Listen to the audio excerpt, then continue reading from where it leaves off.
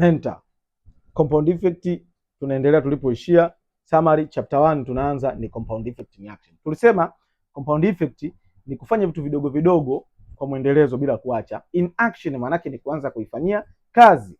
Unashauriwa kama mfanyabiashara ujikague kipindi cha nyuma, ni vitu gani vidogo vidogo ulivyofanya au ni vitu gani ukivifanya vinaleta impact katika biashara yako. Ukishavijua vile vitu viandike chini, alafu anza kuvifanyia kazi kila siku kwa mwendelezo kwa siku 21 mpaka miaka 2.5.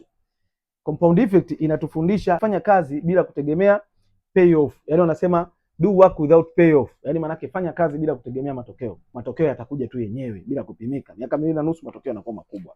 Kuna mfano mzuri ulitolewa huko kwenye kitabu unaendana na maisha ya kawaida ya ufanyaji biashara. Wamemtolea kiumbe chura. Huu hapa, mfano mzuri sana.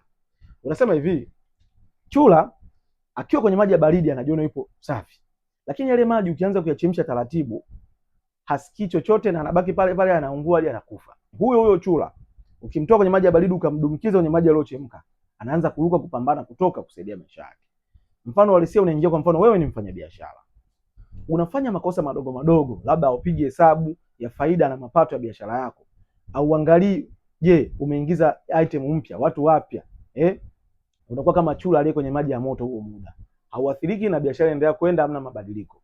Lakini ukipata hasara kubwa ndio unaanza kushtuka, imekuaje hii hasara, imekujaje? Unakuwa kama unapambana kutoka kwenye maji ya moto. Maana unatakiwa uwe accountable na vitu unavyofanya. Fanya vitu vidogo kwa mwendelezo. Hiyo ndio fundisho la chapter 1. Tukutane kesho kwenye chapter 2. Chapter 2 inasema choice, chaguo, ndio chapter 2. Let us meet you there.